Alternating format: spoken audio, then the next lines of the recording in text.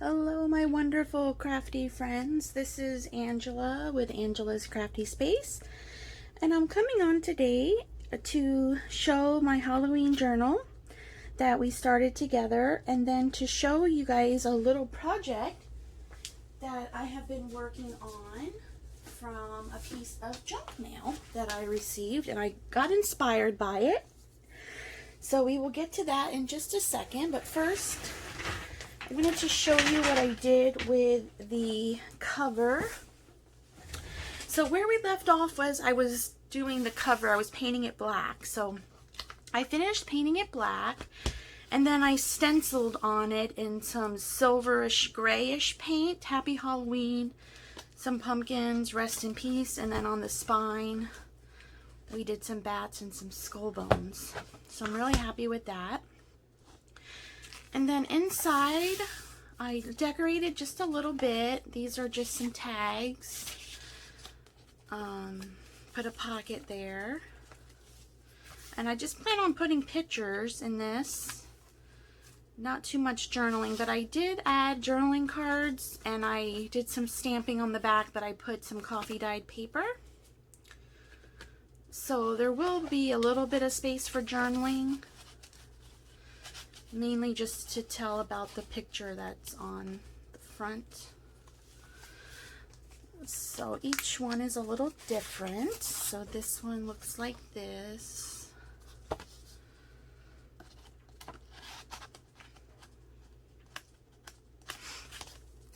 And then this one has the skeleton on it. So I basically just covered them all. There's a haunted house on that one. This one has a ticket stamped on it. This was a double pocket, so it has two. I didn't stamp on those.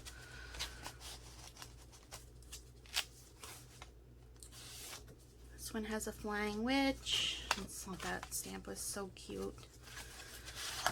And then this one, I believe I did the haunted house again. That one came out much better than the last one. And then, this was also an inspiration from a piece of junk mail. Just flips open like that. You get a lot of inspiration from junk mail. Don't just toss it, especially if it's a cool design or something. So that is the Halloween journal. So the junk mail that I received was this American Express piece. And it opens up like this and then down. And then these two little flaps flip out. So I thought, how cute would that be as a flip book? So here is one that I made in fall style. So as you can see, it flips up, flips down, and then opens out. And they're very easy to make. You only need one piece of 12 by 12 paper. And then here's one I did in Christmas style.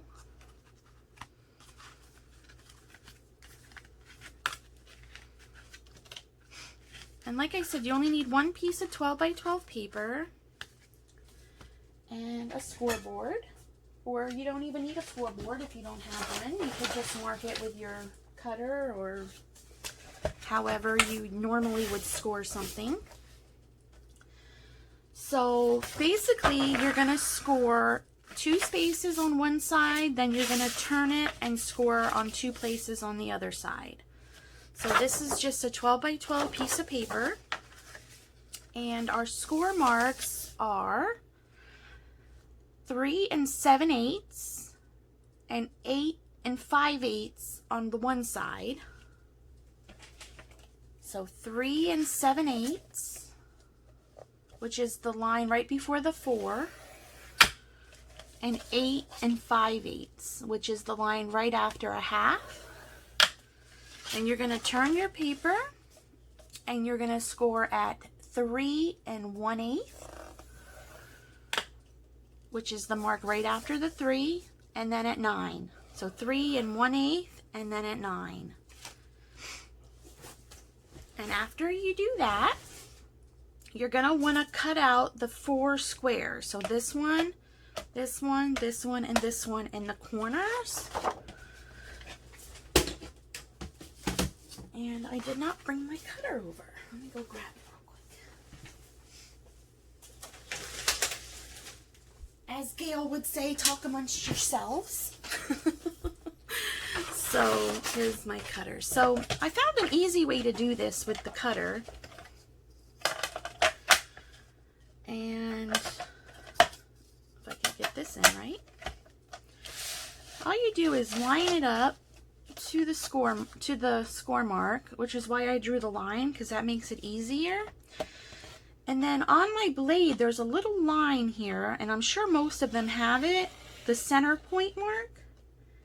Just go to that, lift up, go there, and then I turn and line it up on the score mark.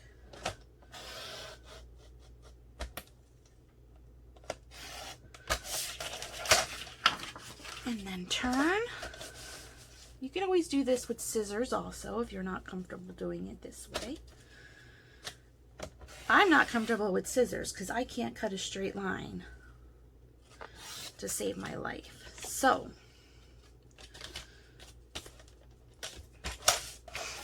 and then one more time, and that should do it.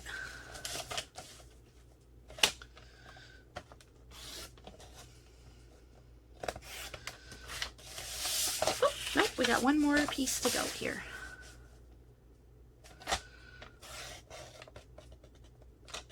Okay, so then we're left with something that looks like this.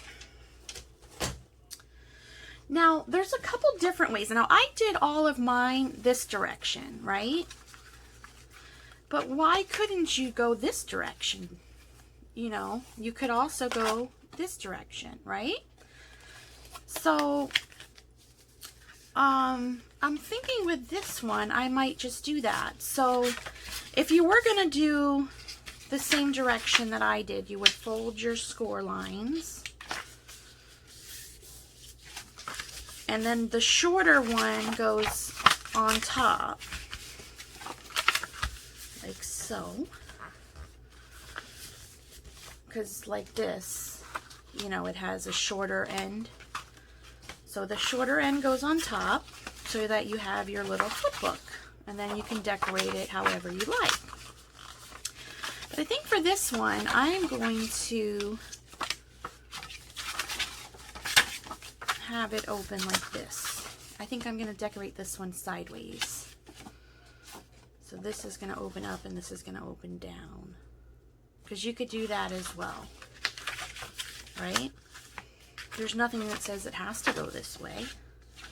So it's your choice, however you want to make it, decorate it, that orientation. So basically that's it. And then I've also figured out a way to do it with book pages. So here is my one with book pages. And this one is the exact size of the mailer. So I measured the mailer and I just hinged some book pages together. And ta-da! That was it. So you can pretty much make these any size you want. But if you're curious to know, it is approximately 7 1/4 by 5 1/2.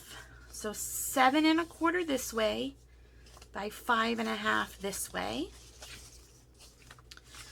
And then you would just need your one piece to be a little shorter. So I did that piece about 4 1/2. So this one's about an inch smaller. So this would be the whole 5 1/2, right? 7 1/4 by approximately 5 1/2, 5 1/4. You do it the way you want, but anyway, I just wanted to show you, if you don't have double-sided paper or single-sided paper and have a ton of book pages together, you could just easily make one of these with book pages just by hinging the book pages. So yeah, so that's basically what I did here. So I just laid out my book pages and hinged with a piece of paper here. and then did another hinge here so that they flipped up and down, right? And then I took a book page of the same book page and just folded it in half. And you could cut this, but mine tears so easily. And then I just hinged on either side here, like that, to make the flip on the sides.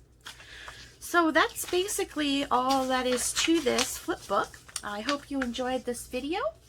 And until next time,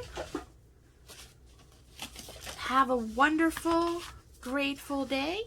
And we'll see you again soon. Bye-bye.